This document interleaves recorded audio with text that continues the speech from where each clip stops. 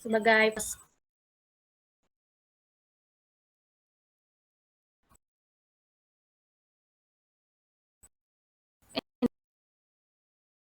ingin memperkaya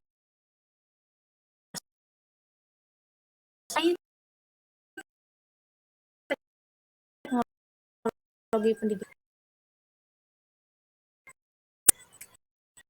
Lutfiani, saya sendiri, dan Thorik Ibnu Anwar. Selanjutnya akan membahas latar belakang perubahan dalam pendidikan. Perubahan adalah keadaan yang berubah. Perubahan juga terjadi karena lingkungan yang selalu berubah-ubah. Pendidikan telah berlangsung sejak selalu mengalami perubahan sesuai dengan kebutuhan dan zaman.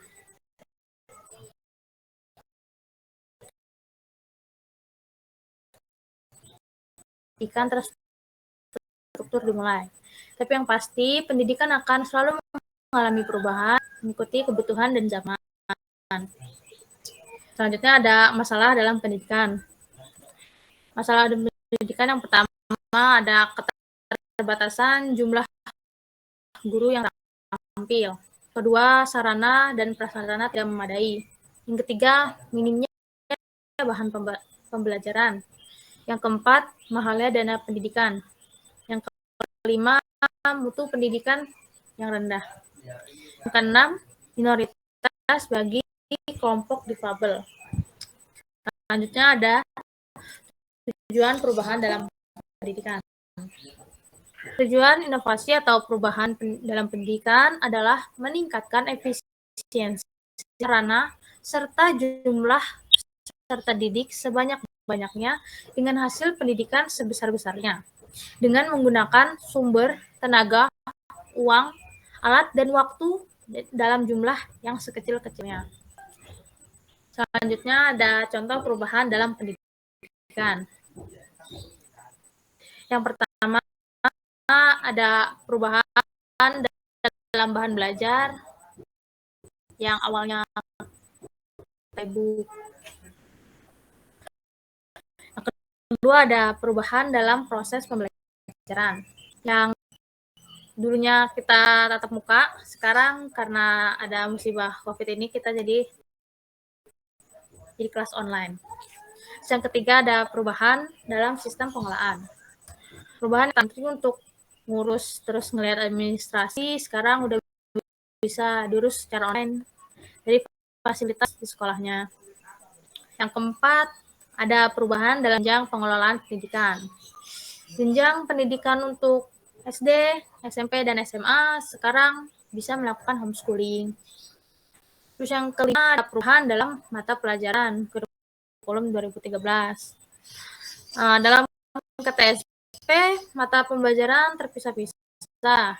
Setelah diberlakukannya kurikulum 2013, mata pembelajaran menjadi tematik integratif. Contohnya, mata pelajaran integrasikan dengan semua mata pelajaran lainnya. Alhamdulillah, sekian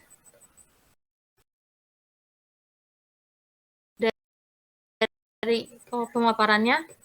Teman-teman ada yang ingin bertanya? Bentar. Saya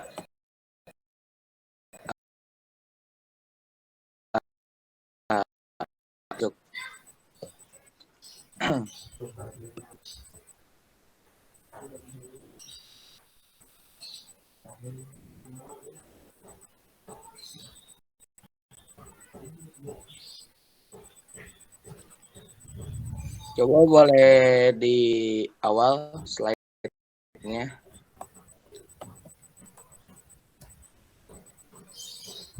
Perubahan dan masalah yang menuntut perubahan dalam pendidikan.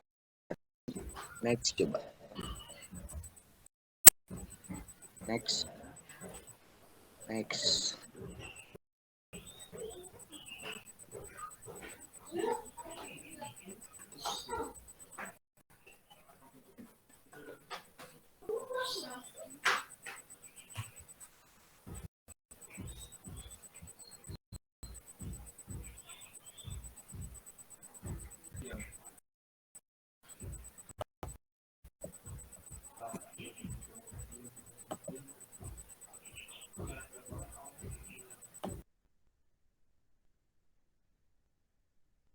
Coba next.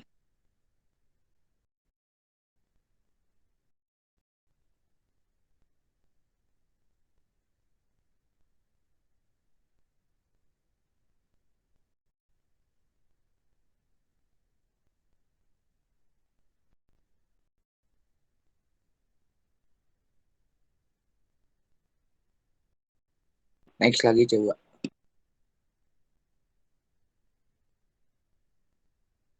Next. Mau nanya,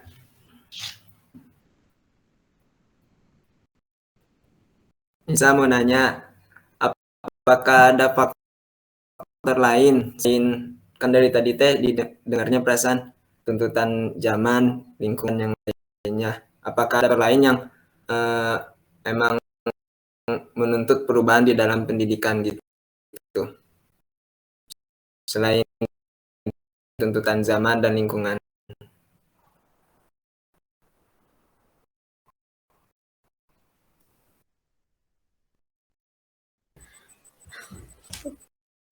Nah, Kalau ini dulu menurut boleh Nisa, ditampung dulu ditampung boleh dulu. nggak? Ya udah. Bentar ya, gue mau Oke. nanya nih.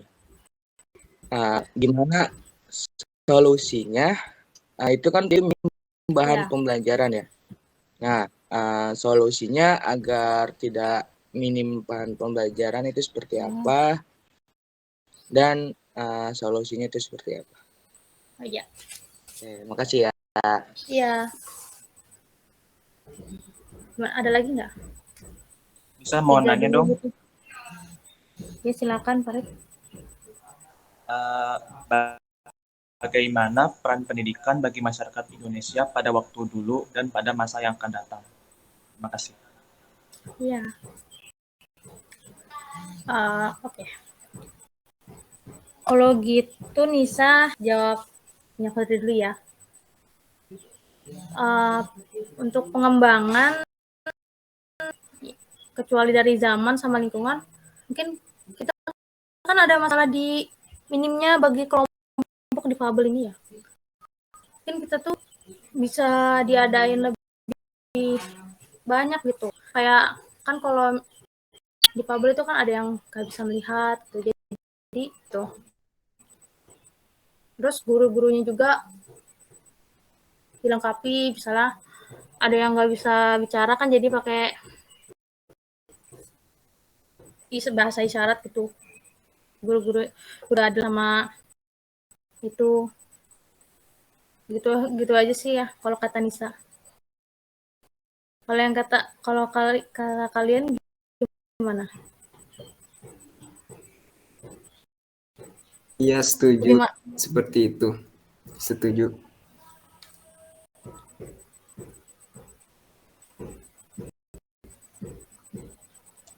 Sudah kalau gitu ya pertanyaan Nafatan, minimnya bahan pembelajaran.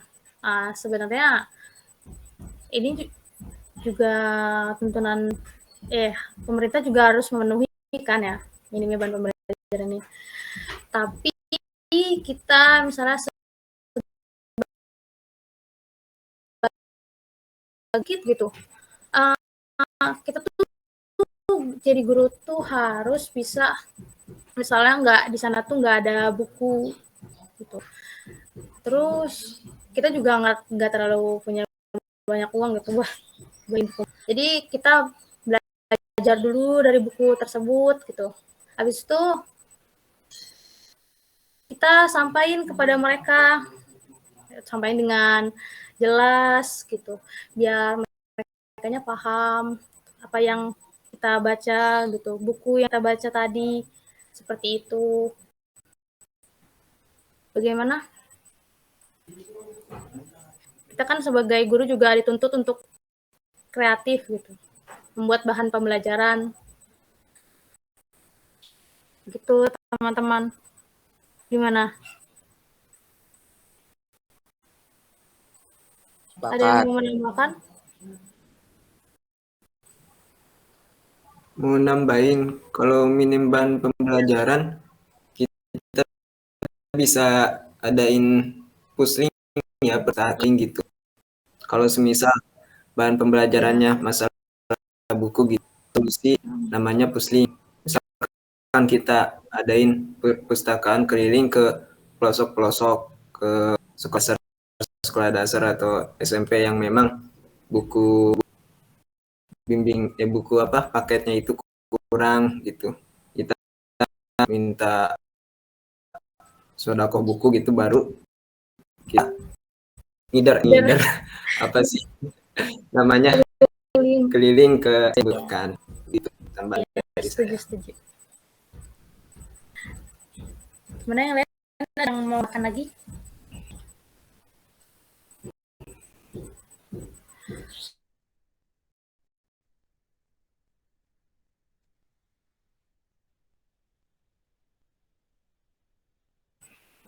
Tadi gimana pertanyaannya? Gimana?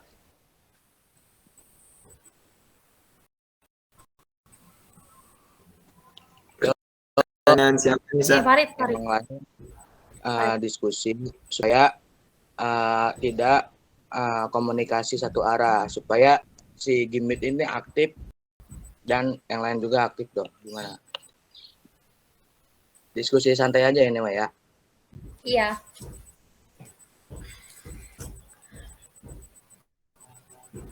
Gimana tadi pertanyaannya Farid? Lupa. Bagaimana peran sorry. Iya. Bagaimana peran pendidikan bagi masyarakat Indonesia pada waktu dulu dan pada masa yang akan datang? Peran pendidikan masa dulu ya. Kalau dulu peran pendidikan benar-benar berperan penting ya, karena dulu kita kan saat masa kolonial itu kita kan yang belajar itu cuma orang-orang yang kaya doang gitu kan, apalagi perempuan juga nggak bisa belajar gitu. Jadi sangat penting sih kalau pelajaran pas kita Indonesia dulu. Kalau sekarang juga perannya masih sama pentingnya, apalagi kalau sekarang anak-anak tuh paling itu pendidikan karakter gitu yang paling harus ditekankan gitu sekarang tuh. Kalau menurut yang lain gimana?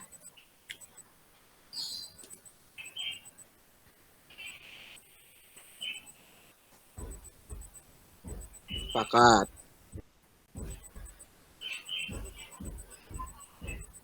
Selanjutnya ada yang bertanya lagi nggak?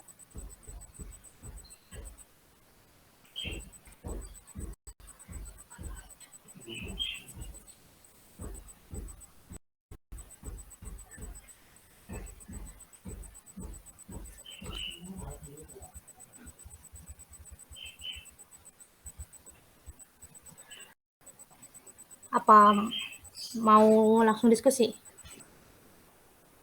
Mau lihat slide-nya lagi? Boleh. Ya, ini selanjutnya tujuan perubahan dalam pendidikan. Nih, tujuan adanya perubahan pendidikan tuh untuk meningkatkan efisien, relevansi, kualitas, efektivitas, sarana serta jumlah peserta didik, sumber tenaga, uang, alat, dan waktu itu sedikit gitu. Selanjutnya ada contoh perubahan dalam pendidikan. Ini yang tadi ke teks menjadi e-book. Yang kedua perubahan dari kita tatap muka, sekarang kita jadi online. Nisa mau nanya, kalau Iya. Kalau perubahan kurikulum, Ya. salah satu contoh enggak? Dan apa faktornya yang menuntut jadi kurikulum berubah gitu? Kurikulum yuk kan nggak mungkin. Oh, sebenarnya bisa juga nggak tahu kenapa kita berubah kurikulumnya waktu itu. Yang lain ada yang tahu? Tahu-tahu udah berubah jadi angkatan bisa gitu. Apakah memang mungkin perubahan kurikulum itu karena faktor untuk mengembangkan apa namanya tuntutan ini standar kelulusan gitu? Oh, Bisa jadi nggak? bisanya sekarang pelajaran yang sekarang ini yang kurikulum 2013 ini kan sekarang tapi sama aja sih kan guru SD gitu kan sekarang adik bisa belajarnya kan kayak gitu. Semuanya ada IPS, PKN, IPA, MTK gitu. Tapi gurunya juga kalau SD kan sama gurunya. Ada yang berbeda paling bahasa Inggris itu. Kalau berubahnya bisa kurang kurang tahu kenapa kita berubah jadi kurtilas.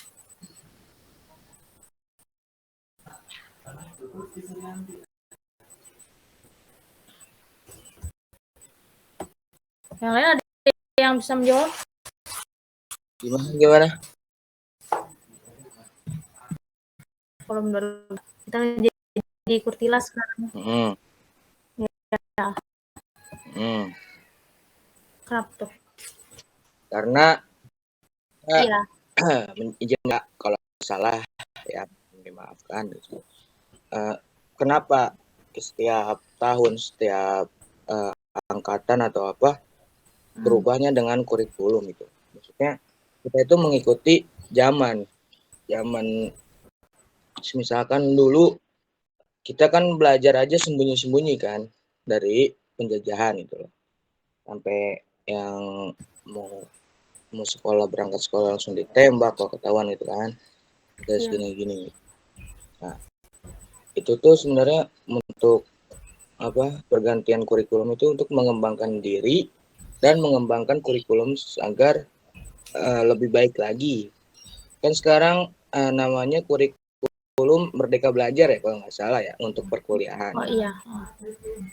Maksudnya itu apa sih maknanya dari Merdeka Belajar? Itu berarti agar supaya belajar itu supaya lebih semangat lagi mungkin ya yang gue tangkep gitu sih, agar perubahan kurikulum yang dulu dan yang sekarang mungkin lebih dikembangkan lagi, lebih dioptimalkan lagi kayak gitu sih. Terima kasih. Baik, terima kasih Petan.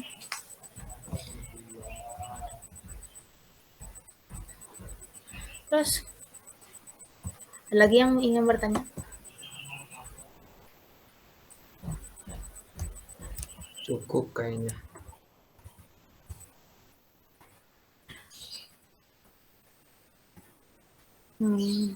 Oh, mungkin Putri Alpina bisa menjawab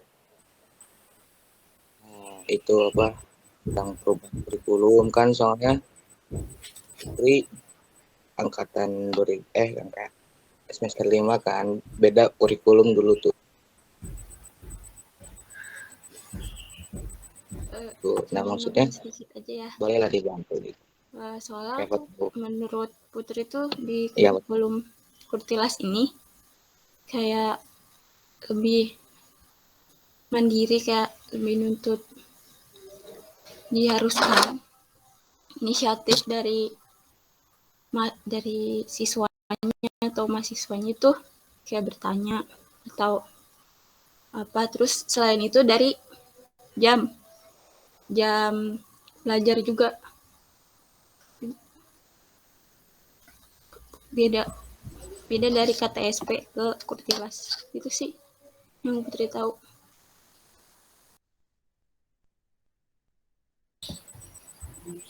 gimana ya Akang Putri? Ya, cukup. Sangat memuaskan. Terima kasih untuk yang telah menjawab.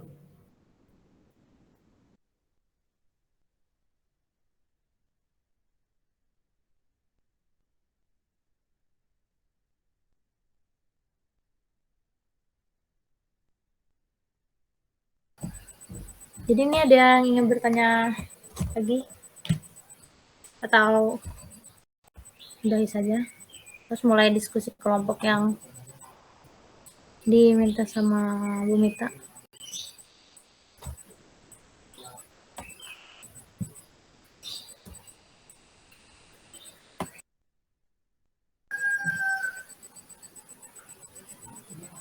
Mungkin Putri Alvina ngerti dengan diskusi apa sih sebenarnya yang diituin suruh Bu Mita gimana sih?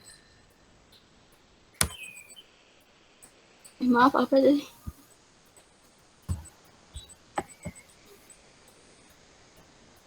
Apa? Nggak jadi.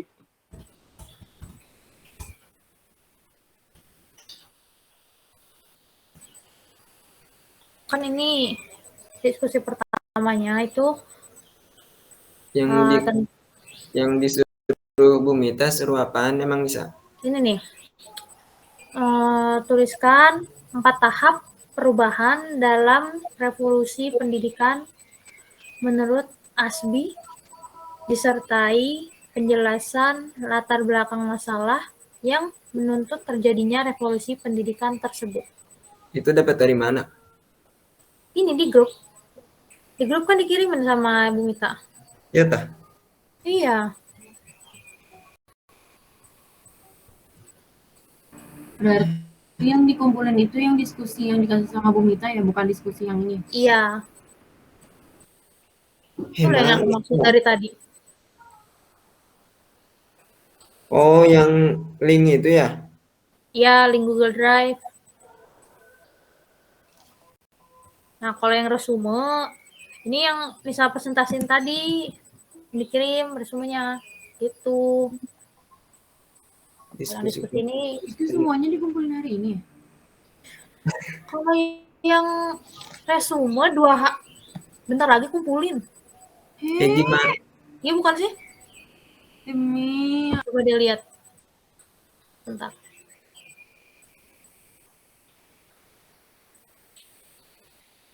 Iya, oh. Yang bukan. Yang laporan hasil diskusi. Laporan hasil diskusi.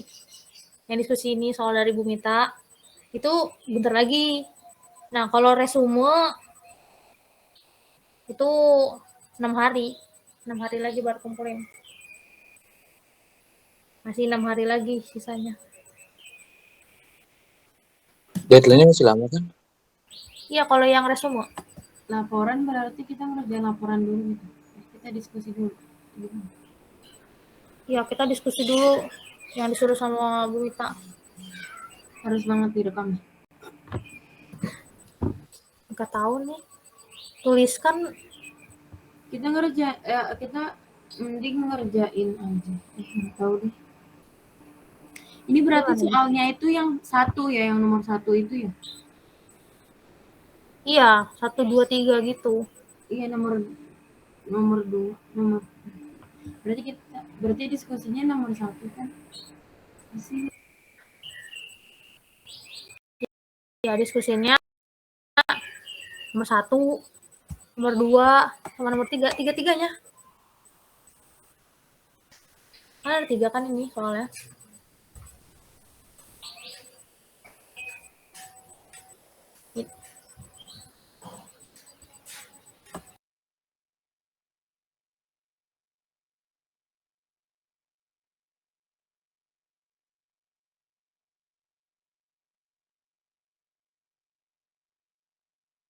Udah coba jangan direkam dulu bentar. Yang Dulu aja pertama rekamannya. menurut ASBI ya? ASBI TP. nanti isi laporannya itu jawaban nomor 1 kan, kalau nomor 2 kan cuma ngasih tahu kita harus diskusi tentang apa namanya? Diskusi tentang si ASBI ini kan.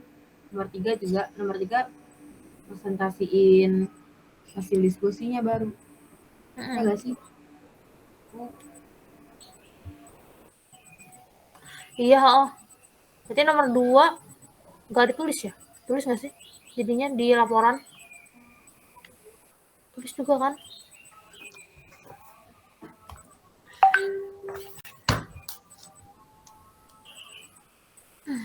Ini udah dimatiin kan rekamannya? Rit, Oi, kenapa? Rit, udah dimatiin.